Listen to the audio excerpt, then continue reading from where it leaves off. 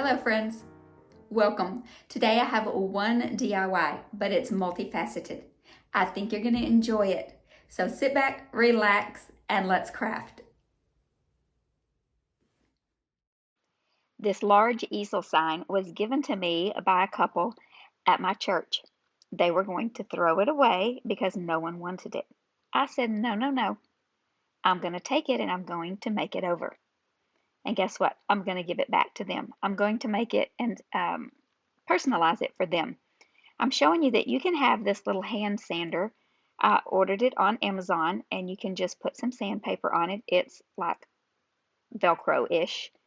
And as soon as I get my table stabilized, I'm showing you it took me about a minute, minute and a half to sand this down to the end result. Not bad. But then I pulled out my orbital sander. You can see the end result there. And I really am just trying to get the words off and get it to where I can paint it. About 20 seconds of sand time gets me down to where I wanted it to be.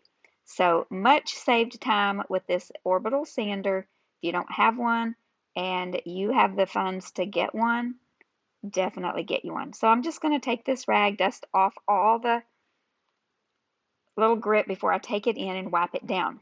Then I took black, green, red, brown, and white paint and painted each slat those colors.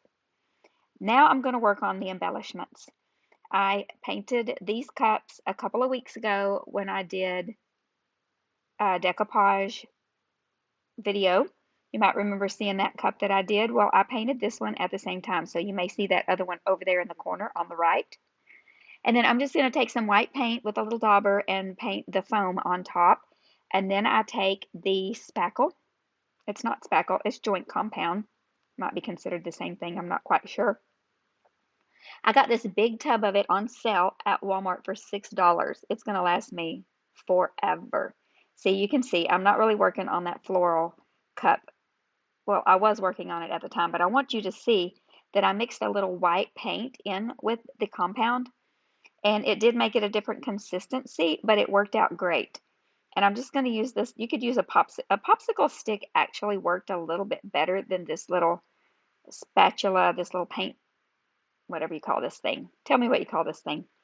It's a paint knife. But anyway, just whatever it takes to get it on there to look like it's some swirled whipped cream up on top of our little hot cocoa cup. Now, once it was completely dry, and I did let it dry overnight, well, it probably dried a couple days till I got back to this project. Now, I'm going to take my white paint pen, which did not want to work really well on this painted surface today for whatever reason, and I'm just going to draw a little snowflake on. You can see I just made an X, and then I made a plus a little bit bigger across the X. Super easy to draw a snowflake. And then I'm just going to go in and make a few little V's and a few little lines and some dots until it looks like I want it to look, and I think it looks adorable. And then around the outside of the cup, I'm just going to make dots and squiggles. Here we go, dot, squiggle, dot, squiggle, dot, squiggle. And then on the handle, I just did dot, dot, dot, dot, dot, all the way around the handle, dot, dot, dot, dot, dot. And I think it turned out adorable. We're going to put that aside to dry, and while that's drying, we're going to start on the next embellishment. Now, this is one of those little wood planks that comes from Dollar Tree in a pack of 6. And I'm going to just take my little miter saw because I didn't want to go out to the shop and waste the saw. So I'm going to take this little miter box and just go back and forth, back and forth, back and forth until I get through it. It didn't take very long. It's kind of quick and easy. And then I'm going to take my little finger sander. Well, first we're going to clean up our mess. Clean up those crumbs. Our little tabletop vacuum, and then the finger sander just to get all those little rough edges off. There we go. Easy peasy. Then we have some little squares to put our next little embellishments on. We're going to use both of those. One we're going to paint in white, and then I tried to create a stencil out of some transfer tape, and it did not really work that great. Now, it worked just fine. I used it as an experiment with this gingerbread man. And it was, you can see the struggle. I finally got it all punched out, and I did not really need the detail because I can draw on the detail, but just get you a stencil if you need a stencil, or draw it on or whatever you need to do, because that was a hassle. So I'm glad I experimented with something simple. So I just am going to use this brown paint with a little sponge dauber and just dab, dab, dab and hope for the best. And it turned out fine. I did have some little boo-boos, but I'm just going to take that white paint that I originally used and my little sponge brush, and I'm just going to dab over where that paint is after it's completely dry. And then I'm going to pick up that white paint pen that I used earlier, and I'm just going to trace around that gingerbread man to give it a nice crisp edge. It was super easy, and it turns out just fine. Then I'm going to take that same paint marker. It's a paint pen, paint marker. I think it's a paint pen. I got them on Amazon in a pack. My daughter and I use them at work to put the colors of our hair color on the top of our bottles. And I'm just going to give him some little lines on his arms and his legs. And then, yeah, I'm having to shake it up. And then, yeah, here I have to dip it, because for some reason on paint, sometimes it doesn't want, the paint dries out the tip of the brush.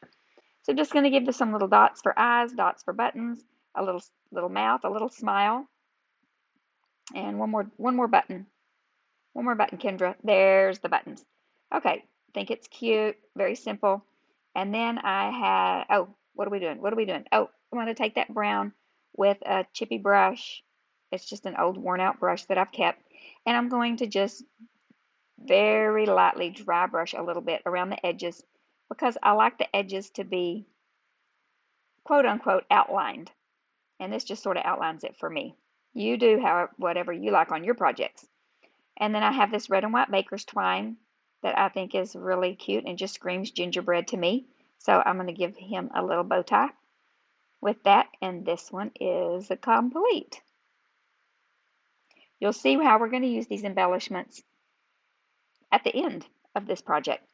Okay, now I decided to use some of this clear plastic to make some stencils. We're going to see this didn't work out that great either, but the sled worked out pretty good.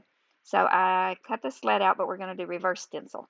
So I took the brown paint that I used to paint that slat, and I took a baby wipe, and so just wiped it on.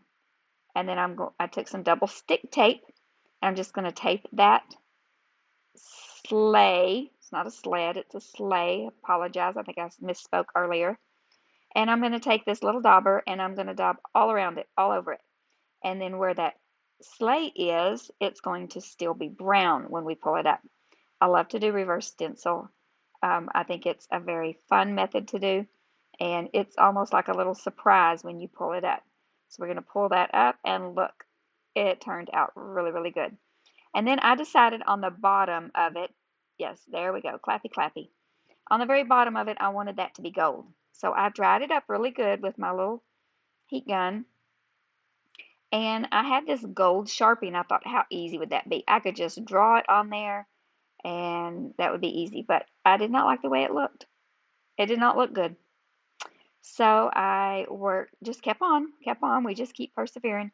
So I got out this metallic gold paint pen, and I didn't like the way it was working. So I got out this tiny little paintbrush, and this is an oil-based marker. So I just kept putting that paint on my little plastic lid, and used this little paintbrush and painted the whole bottom of it with this little paintbrush, and it went by pretty quickly, and this is how it turned out, and that's the look I was going for.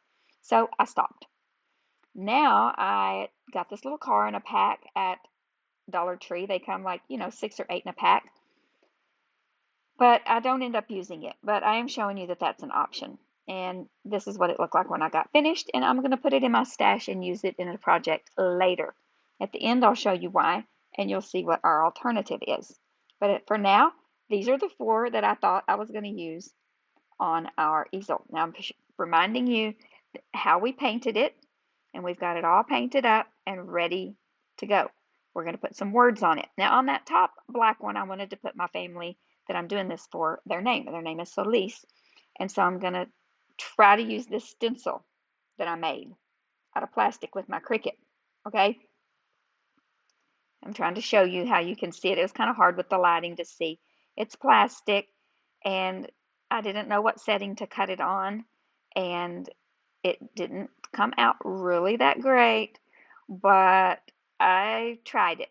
So I'm using this, and I'm not using that much paint on there. And I went over it twice, so, you know, like almost 2 layers of paint. Okay, I decided to switch to a smaller dauber because I was getting paint everywhere. And then I do end up putting painter's tape across the top because I was just making a mess. And I did have to go back in. You will see that I did have to go back in and touch up with black paint and white paint. This took me a little bit of time. I'm not going to lie. So, and that O, I just used the painter's tape to keep that centerpiece in place. I did the top, and then I moved the tape and did the bottom. And then I did that for both sides. You can see I ended up putting extra tape on, and then I reveal. So the edges were not crisp because the edges on that stencil were not crisp. And then I popped the O, the center of the O out. Same with the A. I had just held the A down with my finger because it was small and it made a mess. I had to go back in with the black paint and a tiny brush and touch it up, which is not a problem. We have to do that a lot when we stencil.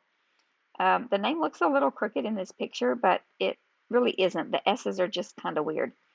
So I go back in and dab that white paint up, which is not a problem. And then I took a tiny little paintbrush. This was kind of hard to film because this easel is so large and it was just hard to get it all on camera. So I went back in and cleaned that all up. Now, instead of using this stencil the way it was like I did the last one, I just traced it. And I thought, oh, I'll just use that white paint marker. I had several white paint markers I tried, and none of them worked good. So I ended up getting white paint and just using that small little paintbrush and painting in all of that. I had to do 2 coats because, you know, the white paint's not going to cover over that red. So this one was definitely the most time consuming, but I was already like all the way in with it all traced on there, so I had to do it. I had to do it. That was the decision I made, and I had to go for it. But it turns out so cute, it was worth all the painstaking painting that it took. And once I kind of got my rhythm down, like how the letters were formed and how much paint I needed on my brush and how the strokes needed to be, it really didn't take that long. But it took me to about right here on the B to actually get my mojo going. Okay, so it's going to say Gingerbread Lane. And, you know, the little gingerbread we made is going to go on there. Okay. I guess I wanted you to see that it really does say Gingerbread Lane. So that's how that one turned out. And I did put clear wax on it when it was completely dry. Now we're going to do the brown one. So I decided I was going to try to do heat transfer vinyl, praying that it did not melt the paint. So I'm measuring to make sure it's on there even. And I put my parchment paper down. I use my little heat press. You know, you can use any kind of heat without steam. And, you know, not as much as you would if you were putting it on cloth. I do it on wood all the time, just not really always on a painted surface. So once I took the carrier sheet off, I went back over it just a little bit, and it turned out great. I was so excited. So I decided to do sleigh rides the same way. So you can see where the embellishments are going to come in. And yes, don't forget to give this video a thumbs up, just so your friendly little reminder.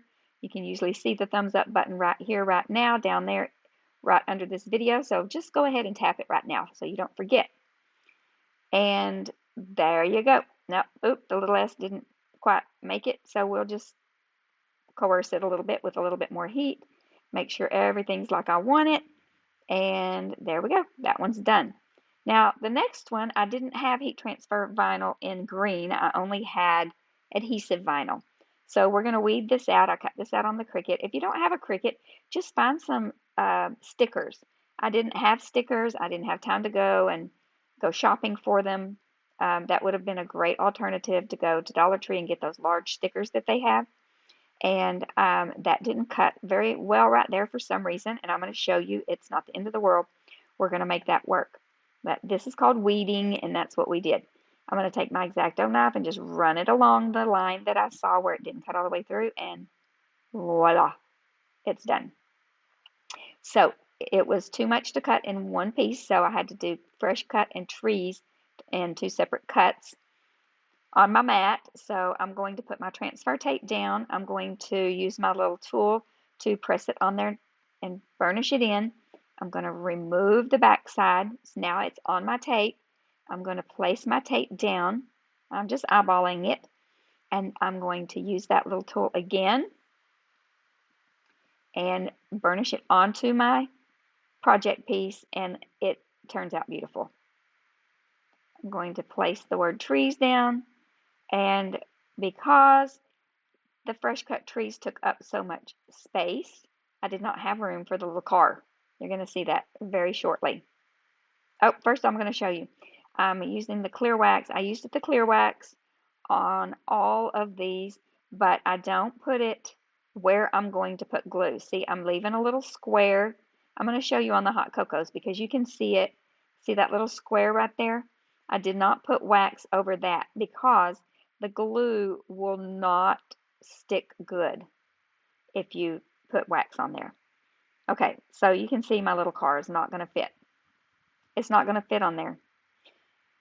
So I decided to just grab a tree. I had these little wooden trees in my stash, and I didn't want the star on there because we're going to buy a fresh cut tree, not a decorated tree.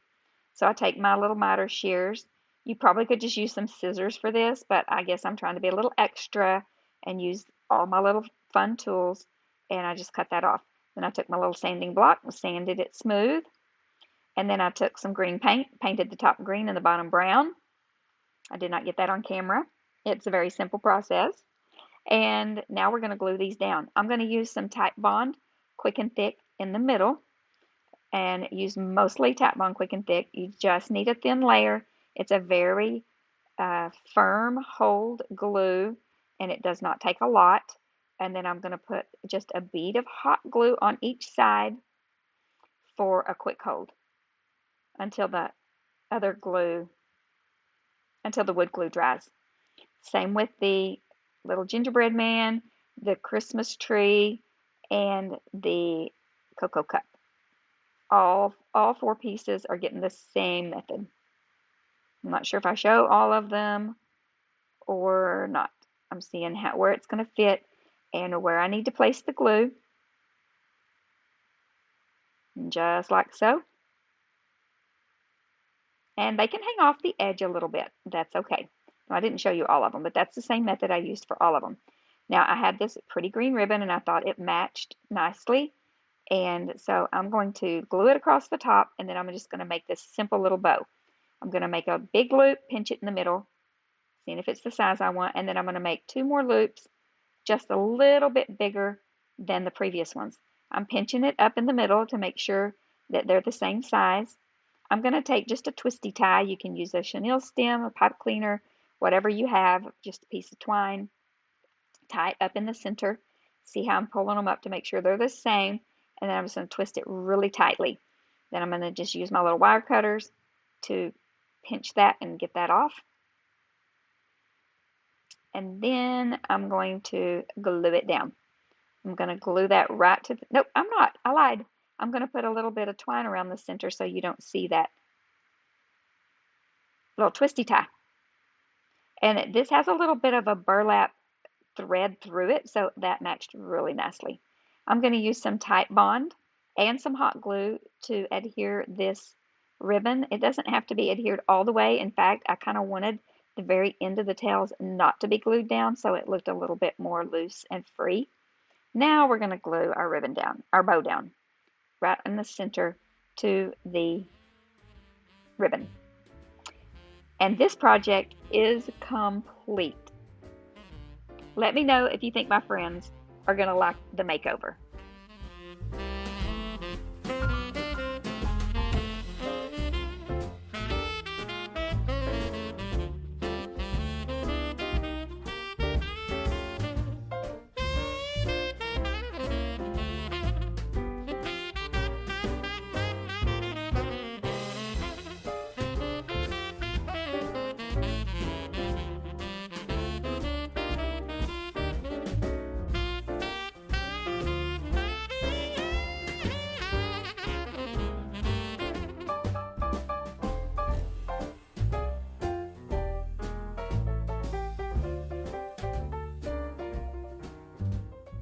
I really hope that you enjoyed this project. I had so much fun creating it for my friends. Please be sure and give it a thumbs up.